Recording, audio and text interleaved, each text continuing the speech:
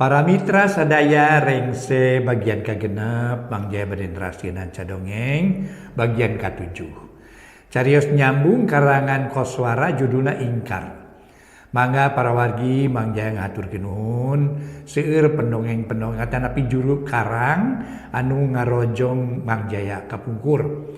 Seueur para mitra sadaya ayeuna dibuka deui hiji-hiji dibuka deui hiji-hiji para wargi kitunya. Memang anu paling sohor sih patatang sarang koswa sarang ieu sarang ieu para mitra kileksanya para wargi sohor. Mali para mitra nya kitu naon teh tiap pengarang benten karakterna benten cara ngadugikeunana atanapi nya kitu we para mitra sareng deui nya kitu sagarupi oge para wargi sadaya aya paribasa lain koki lain masakan gitu. Namun insya Allah ingkar ieu karangan koswara memang para sir mistik sering saja sir mistik. Mangatu para wargi Mangjaya ngaturkeun nuhun ingkar karangan koswara nincak bagian ke-7 urang lajengkeun wilujeng ngadangukeun.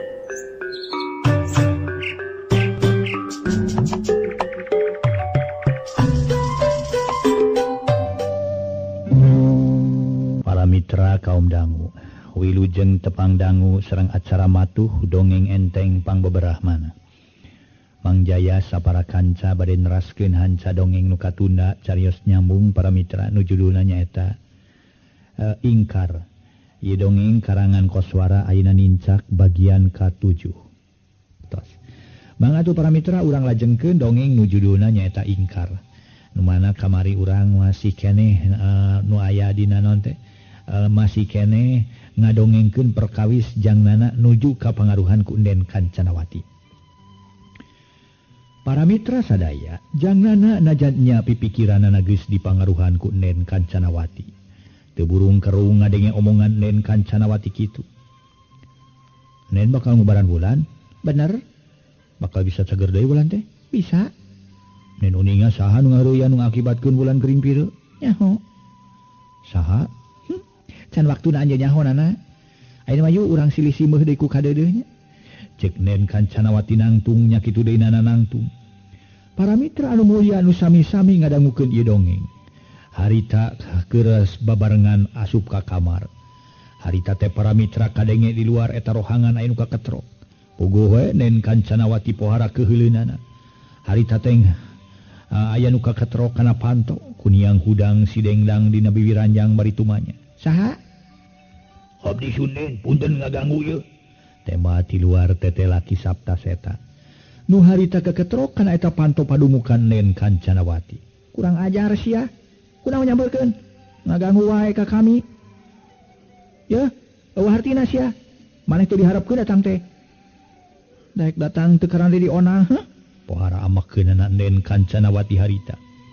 Punten Nen pamitu beryogi malah. Moal ngaganggu ka salira Nen Sun. Daguan sakedeung. Jungni Kancanawati nangtung ngerap make papakean. Memeh ngaleos kaluar ti eta kamar ngalieu heula kanana. Celengok tarangna dicium para mitra. Nana daguan sakedeung di dieu nya. Kuring moal lila rek nepungan heula ki Sabta Seta. Bari aya kapantingan ka kuring. Daguannya bageurnya. Mangga Nen. Leos Nen Kancanawati kaluar ninggalkeun jangnana kebat muru ka palebah panto. Harita teh para mitra sadaya berai panto dibuka tibang ditutup kunyi Kancanawati panto anu yakin ditulakan teh aneh bisa muka secara otomatis para wargi sadaya sabaraha dinten nu kalangkung ngatanepi kamari-kamari ku Mangjaya dijelaskeun bisa wae para mitra panto nu nutup dibuka secara otomatis nya teh ngagunakeun remote control ayeuna mah ieu kapung baheula ieu mah dongeng dasar dongeng baheula itu para mitra ngan saukur di pelong ayeuna mah saukur di toel para mitra kana panangan teh noelkeun curug ke kana panangan langsung panto muka gitu para wargi mangga ada urang teraskeun. Harita para mitra ki Sabta Seta nangtung sabari sarta dongko ngahormat ti ditu nama bari pokna mah sasadu pangupunten Nen isim abdi parantos ngaganggu nun kasalira Nen aya naon Ni Kancanawati mureleng molotot kaki Sabta Seta nu nangtung aya hareupeunana. Ita kabur sih. Si Ita kabur? Leresun. Aduh. Ki Sabta Seta ngahaung humarurung. Akibat bibina dicabok satakarna ku Nen Kancanawati nepi ka pipi kenca Ki Sabta Seta ngagempeng hideung. Kurang ajar sia naon wae gawe teh Sabta Seta sia. Gablek keke nyos eueuh gawe nya. Batur kabur nepi ka teu kapanggih. Kenaon sia teh ku aing diangkat jadi tukang ngurus ieu tempat teh eueuh gawe eueuh gadag mah deuleu. Harita para wargi sadaya. Kancanawati ngamuk. Rumaos ya. Kabunguhan Jun. Tuturkeun aing. Sabada nutupkeun pantok kamar leos nyi Kancanawati muruka kamar anu 5 kalima. Tidinya berai panto dibukakeun tetela di jerona geus kosong. Nu aya tempat sare awut-awutan baju awewe ngagarantung aya 5 setelna. Malah aya tas sagala jadi tetela nu kabur teh siga nu teu mawa pakaian. Sigana tibang make pakaian nu napal dina awakna. Kasabalaan sia kurang ajar. Iraha cenah kanyohanana. Neme sun teh. Basa sun jim abdi ngarodis ka masing-masing kamar. Parantos hari adalah bitu acana kasambak di jero kamar ita atau subung. Rupi nama ita parantos kabur kitu. Kurang ajar sia. Heh Sabta. Gancang geura tangan montong wa kabalik sia lamun si Ita cenah kapanggih ku sia. Mun katewak hirup-hirup bawa hirup-hirup. Mun beunang bangkena bawa ka dieu. Aing yakin manehna can jauh ti tempat. Sakuriling ieu walungan. Pan leuweung wungkul wawangunan teh sakuriling ieu wawangunan leuweung wungkul lain. Beueur init. Unjuk sawana nen mung tadi teh. Dina udah eta meja aya serat rupi nama serat ita ka nen. Mana suratna? Ieu sun. Ku si Ki Sabta Seta ngaluarkeun surat mangrupa kertas sacowir. Tina saku bajuna song dibikeun ka Nen Kancanawati. Mangga nyangakeun sun. Kadieun?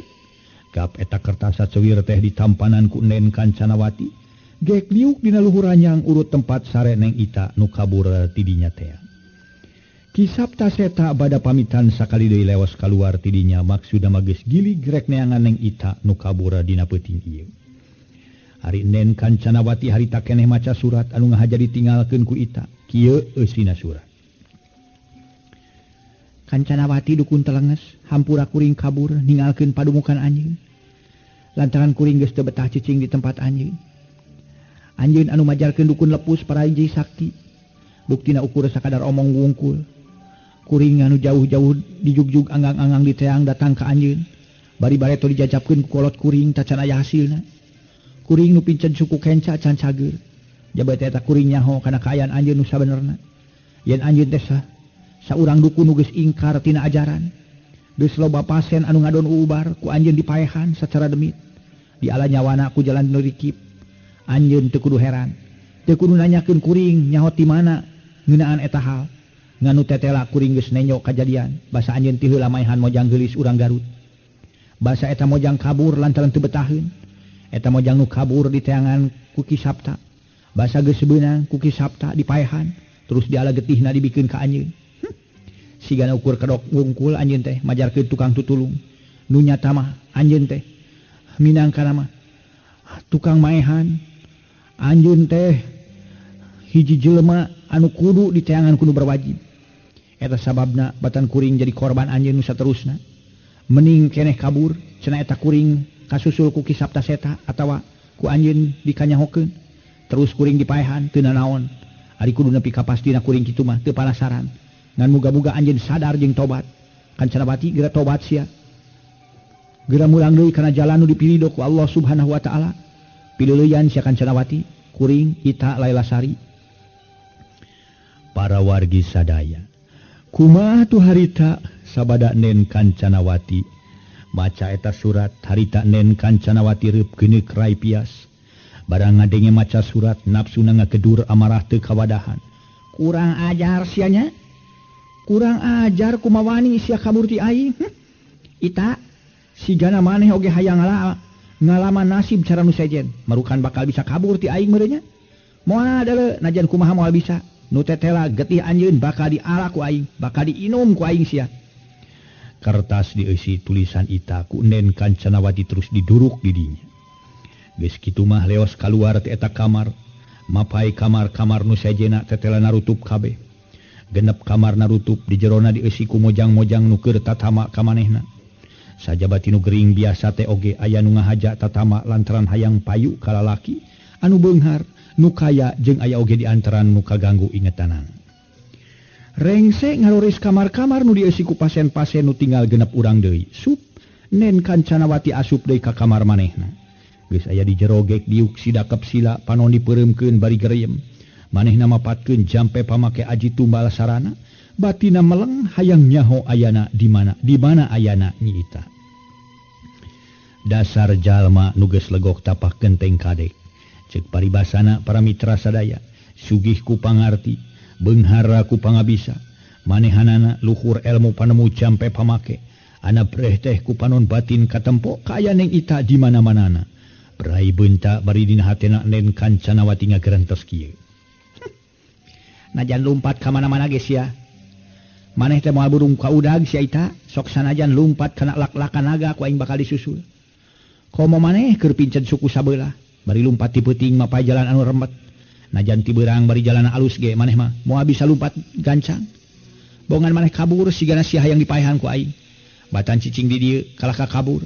Sanyana mun teu dipaehan ku aing maneh bakal disangakeun ka Mbah Sabdaga Murka. Ye, Mbah Sabdagar Murka. Pokona mah Mbah Sabdagar Muka. Eta teh Mbah anu dijieun pamuhitan aing deuleu. Bakal dijieun caos, bakal dijieun tumal sia teh. Reup Nen Kancanawati meuremkeun panon. Kadua leungeunna disidakepkeun palebah dada kereyem babacaan. Rengse babacaan breh ku manehna katempo ku panon batin. Yen Ki Sapta Seta keur lulumpatan setengah nu notog-notogkeun maneh. Lempang dina mangsa peuting harita bari gageroan nyebut-nyebut ngaran Ita. Belah kaler si Ita mah sia Sapta, belah kaler tah. Terus kumaneh teangan ke belah kaler. Can jauh masih kena kukuli bekan di jero leuweung. Tuh di jero leuweung pinus, landeuheun parubukan aing tah. Terus ku sia udag tah, terus ku sia mapay ka belah kaler. Lumpat maneh. Gancangan sia Sapta Seta, gancang sia lina boyot kitu leumpang teh. Lumpat nahaon kitu patut sia ka salin lalaki we. Sabelu sia. Kitu para mitra gerentos batin Nen Kancanawati. Sarta naon nu dikedalkeun biasanya hiji ucap-ucapan nu ditepikeun sacara ngagunakeun kakuatan gaib ditujukeun ka Ki Sapta Seta anu keur aya di jero leuweung pinus bari gegeroan. Ulah ngaraos aheng para mitra sadaya. Carios model bieu teh zaman ayeuna ge tiasa. Ngagunakeun alat komunikasi timbal balik. Cekap para mitra ku dijingjing we para mitra alat nage alit. Anjeunna tiasa ngayakeun komunikasi timbal balik, tiasa marentah ti katobihan sareng sajabina. Model tadi cenah ieu para mitra Ita tiasa kapeleng ku Nen Kancanawati zaman ayeuna ge tiasa. Asal para mitra sadaya sing saha jalmi nu bade atana pilih tahanan lamun kira-kirana bakal kabur ku naon teh ku pimpinan atawa kelompok tidinya para wargi sadaya anu nahana. Biasana para wargi sadaya sok ditundaan hiji alat nu teu kanyahoan ku anu bade kaburna. Modelna pemancar teh sareng sajabina. Dugi ka para mitra lumpat ka mana oge tiasa kapantau atanapi tiasa aya dina monitor gitu. Tiasa kagamar oh aya di anu kitu. Ulah ngaraos aheng, ulah ngaraos helok. Ilmu model kapungkur para wargi sadaya anu ngarupikeun hiji gambaran atanapi hiji naon teh totonen ayeuna tos tiasa dibuktoskeun. Ieu para wargi sadaya diulik terus ilmu diulik. Oh kieu ge bisa ieu model kieu ge cenah para wargi sadaya. Mangga modelna teh. Ayeuna Mang Jaya ngobrol sareng para wargi pan patebih. Mang Jaya di studio para wargi itu di bumina masing-masing. Namung eta ku ayeuna naon teh ilmu komunikasi nu modern urang tiasa sapertos paampok Yonghok. Mang Jaya ngahaturkeun nuhun ka para wargi para mitra nu sami-sami ngadangukeun acara ieu. Mangga ngaso wae heula ngaso.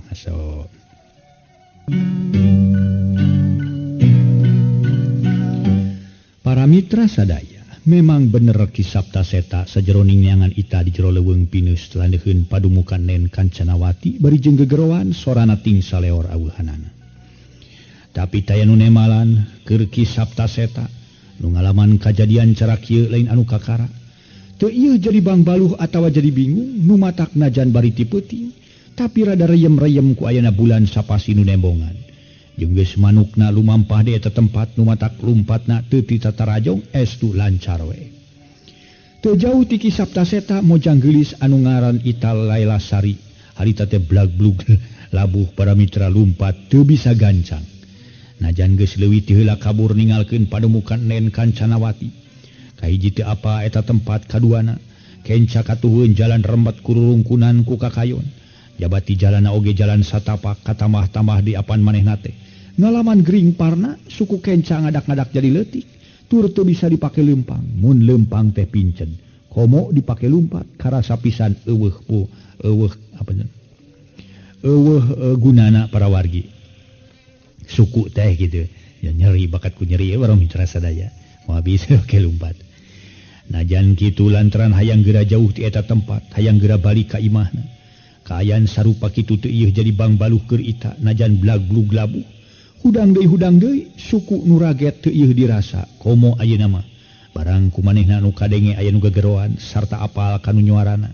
Beuki gede sumangetna beuki kabur pikeun kabur ninggalkeun eta tempat. Sajeroning lumpat bari blag-blug labuh teh hatena mah teu reureuh ngambat sasambat ka inung bapana. Cumerit maratan langit ngoceak maratan jagat teh para mitra. Muntang tulung kanu agung neda disalametkeun dijaga diriksa dijaring kumantena kitu kaayanana. Apa ma ieu ita keur diancam bahaya. Ita kabur di udah ku si Sapta Seta ma. Majarkeun dukun lepus purah tutulung si Kancanawati jelma telenges.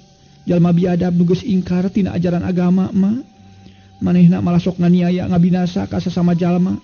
Bari sok muhit bangsa lelembut, bangsa setan siluman. Ya Allah Gusti nu Maha Agung, mugi Gusti nyalametkeun diri abdi tina ancaman bahaya nu bakal karanapan ku diri abdi. Kero tukangeun kadenge nu gegeroan sarta kadengena asa beuki deukeut. Tur karasana ku ita, lir anu kadenge sora gelap tengah poe ereng-erengan. Harita para mitra Kisapta Seta gogorowokan. Puguh we nu kadenge kekecapan kitu teh ki Kisapta Seta daek teu daek. Ngadeng ngagebeg ita oge nu keur lumpat sakalumpat lampet bari blag-blug labuh. Najan kumaha manehna boga rasa sieun komo ieu make kadenge disabit-sabit yen di dinya loba orai sanca sagala loba maung sagala. Puguh sajeroning lumpat teh bujur mah kokompodan tapi deui lantaran sumanget hayang kabur sumanget hayang bisa kumpul jeung kolot leuwih gede.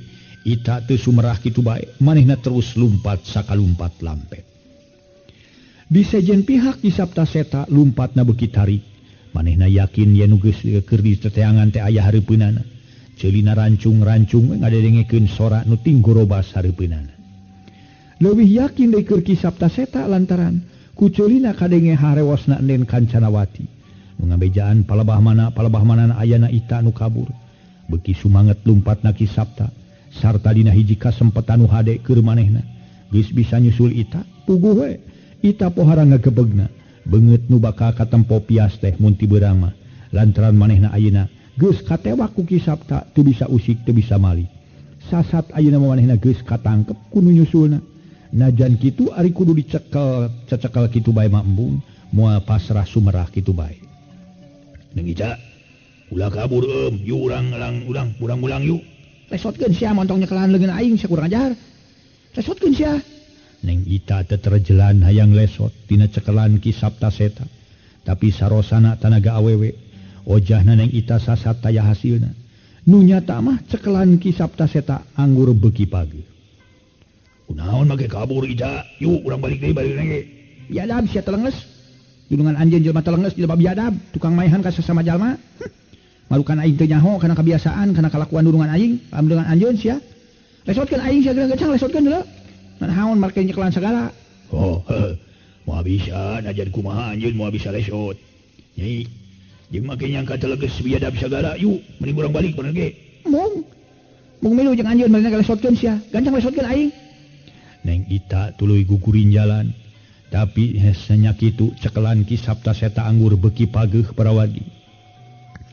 Na atuh teu kanyahoan kita dina ari goak teh Neng Ita ngagoak. Hah? Getih.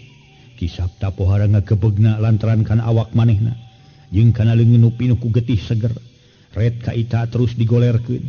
Luhureun taneuh tetela dina beuteungna geus nancep peso. Sigana bae para mitra peso bawa Ita ti padumukan Nen Wulansari. Harita manehna aral hayang leupas teu bisa. puguh we sanes Nen Ulansari para mitra. Nen ieu para sadaya. Nen saha para Kancanawati maksud teh. Harita manehna aral hayang leupas teu bisa puguh we cekelan Ki Sapta pohara pageuna. Nya najan kudu balik deui ka padumukan Nen Kancanawati keur ita mah milih kajen teuing maehan maneh. Aduh. Neng ita humarurung. Harita teh ngarasakeun kanyeri nu karanapan. Beuteungna baseuh ku getih. Peso masih keneh nancep palebah beuteungna dicekelan keneh perahna ku leungeun anu katuhu. Ngaso heula ngaso.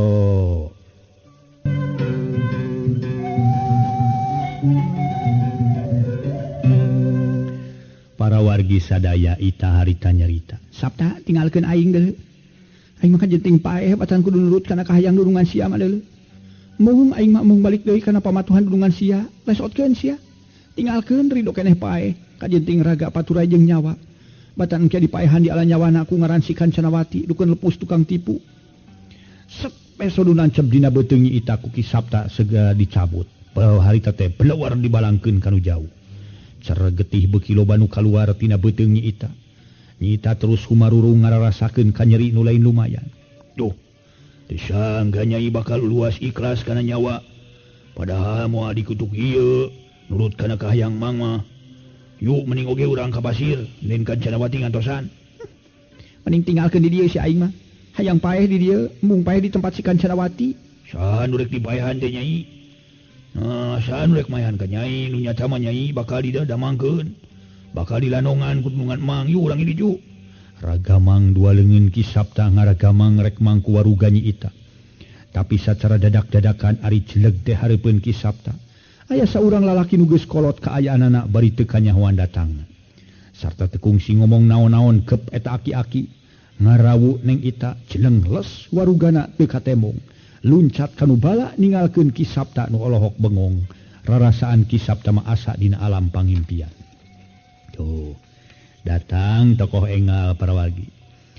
Harita para mitra manehna saumur hirup manehna jadi kapercayaan Nen Kancanawati kakara ayeuna manggih kang ngalaman kajadian nu pohara anehna. Kurang ajar saha mangkelukna sia. Bet geus cucunga ka aing beuh aya-aya we ieu masih ita nu 12 maneh ku peso bawa manehna. Sarta sigana moal lila deui ge bakal modar. Batu kuhan teu make aya nu bawa sagala. Jeung eta didatangna mendingan sajorela teu kanyahoan. Jug-jug celeg hareupeun aing. Tugas sainitna celeg geus we mendingan sakiceup. Beuh, hambeu aya-aya we ieu mah pika keheuleun. Ki Sapta sejak kutuk gendeng sorangan. Bari garo-garo teu ateul sakapeung teteh nyerag taneuh bakat ku amak. Sakapeung mereup-mereupkeun leungeun, sakapeung cumiduh tanda manehna pohara ambakna. Amak kapegung pedah nyi ita nu geus panggih ayeuna bet aya nu mawa.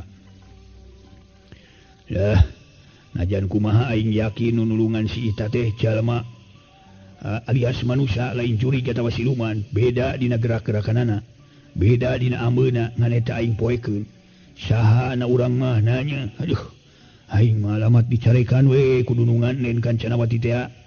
Mun barang parentah kudu we dilaksanakeun. Kudu we ngadatangkeun hasil kari-kari ayeuna, bet kieu kabuktianana, kieu kanyataanana, nihil lah. Kudu kumaha aing ieu. Ki Sapta seta ngarasa bingung pilakueun sunggah pilampaheun, pamikirna kitu salah kieu salah. Balik we ka pasir yakin bakal dicarekan. Mun teu balik karunya dia bisi arep-arepeun nu jadi dunungan. Mending balik we rek kitu rek kieu ge lah kumaha buktina. Kumaha kanyataanana rek dicarekan rek hanteu. Mangsa bodoh.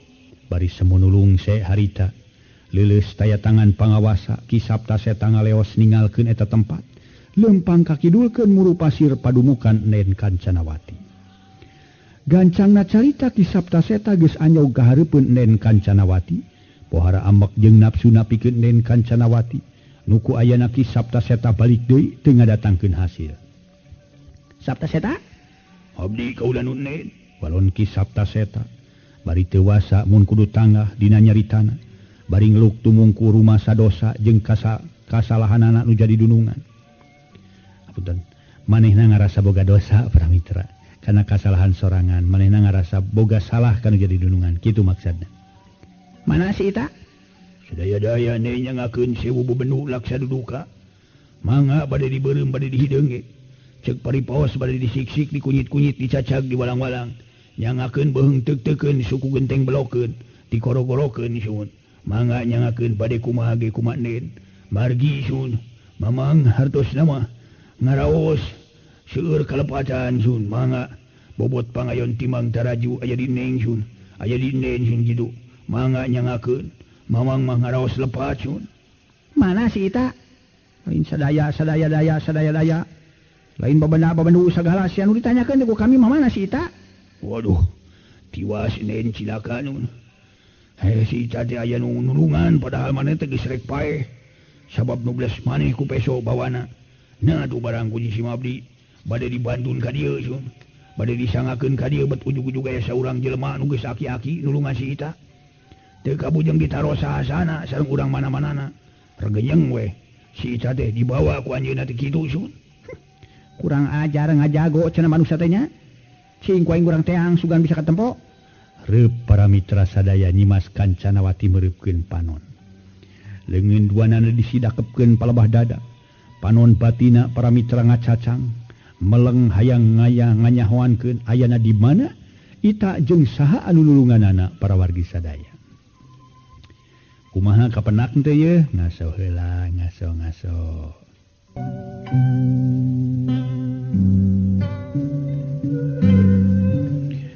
Aneh di para wargi sadaya tara-tara tisasari.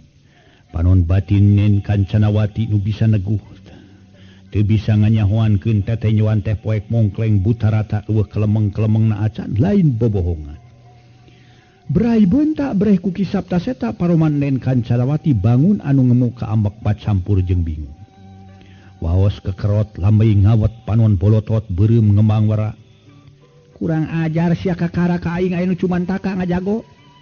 Ngaganggu kana pagawean aing, ilu bingung kana pamaksudan aing. Ramjado sia ha. Nyi Kancanawati garo-garo teu ateu ambek kapegung leungeun anu dipeureub-peureupkeun. Pohara ambekna pohara keheuna. Sabta seta? Abdi sun nen. Kumaha pamendak laratanana katinggal terlebih henteu. Ayeuna si Ita aya di mana-manana sareng sadu mawana. Nu mata henteu, kurang ajar sia. Waduh. Paminggi cuma tuh. Nulungan si Eta teh tangtos jalmi. Nu leres-leres dulu ilmu, jemar pangabisa sanes jalmi jore-jore nen. Duwi ka manehna teu acan kanyahoan teu tiasa kabaca ku panon batin. Tiasa janten luhur ilmu. Atuh panginten kasipuh ku pangabaruh ka patri ku pangarti panginten. Montong uji dengeun-dengeun si hareupeun aing geuleuh kurang ajar. Gara-gara sia goreng gawe, gara-gara sia nu talobe nepi ka kajadian kieu deuleu. Be cilaka kumaha mun anu nulungan si Ita teh datang ka dieu. Ngadala ka urang kasebelahan teh. Wah, keur si Kancanawati moal rek sieun. Moal rek ngejat, moal mundur sasiku moal ngejat satu yang beas cek paribasana. Lain si Kancanawati mun teu bisa ngarebut deui si Ita. Percanten sun. Ayeuna mah si Mabdi mah janji bade langkung hati-hati we, bade langkung iatna dina ngajaga di dieu teh sun. Ulangan sakadar ngomong sia Sabta. Janji bari teu dilaksanakeun sia kelakuan teh. Mugi sing percanten we nen. Sarta bikeun ngajaga bisi kaayaan urang di dieu bocor keluar. Mangga mun aya nu nyoba-nyoba kabur-kabur bade dipaehan. Mun getihna lah. Mun getihna teh bade disangakeun ka salira kitu maksud teh. Alus. Tapi aing pusing rikip. Ulah nepi ka kaayaan di dieu. Jeung sikap urang kanyahoan kudu araya di dieu. Kade sakali deui sing rikip lantaran akibat maneh kurang rikip. Akibat maneh nu kurang hati-hati nepi ka si Ita geuning. Nya, nyahoeun kana kaayaan urang. Manehna nyahoeun kana sakabeh kalakuan kami. Tinggalkeun kami ayeuna sabta seta. Kami rek nalekan hirup nu nganyahoankeun anu nulungan si Ita. Sok kitu. Idit. Jung. Kami rek neangan heula. Nerangkeun heula pikiran. Nyuk sumangga kaula nun. Jung ki sabta seta nangtung leos kaluar. Ninggalkeun nyimas Kancanawati nu harita masih keneh diuk sidakep di jero kamar. Kamar paragi manehna mujasmedi. Kamar paragi nyimas Kancanawati milampah sakur niat jeung karep dina raraga ngalaksanakeun sakur cita-citana. Sakumaha nu dirarancang ti kamari isukna isuk-isuk keneh pisan. Kocapkeun para mitra sadaya Mang Amud geus ninggalkeun imahna. Ningalkeun pamajikanana seja nepungan ka saurang jalma nu dipikolot ku manehna nuka telah mamakole. Hanya kal keur Mang Amud sabab eta sepuh teh nu kaceluk ahli tutulung kanu butuh tatalang kanu susah. Kaceluk ahli neguh anu kakoncara tukang norah malah semahna ge sok loba-loba we nu ngaleut ngeungkeuy ngabandaleut. Tapi kanyataanna mata kuciwa keur Mang Amud. Mamakole teu bisa nerangkeun ayana di mana jangnana. Nya kitu dibasa ku Mang Amud di pentaan tulung. Sakali deui susuganan mamakole bisa nyagerkeun wulan atawa sakurang-kurangna mere bong-bolongan kudu kunaon picageunana kudu cara kumaha narekahanana sarua deui. Mamakole teu bisa mere jawaban nu matak ngagumbirakeun. Waktosna see para wargi. Carios nyambung nuju dueuna nyata ingkar dina bagian katujuh urang cekapkeun duwi ka dieu bae heula. Sapunyare pegat simpai paturai patepang deui wilujeng kantun bae permios.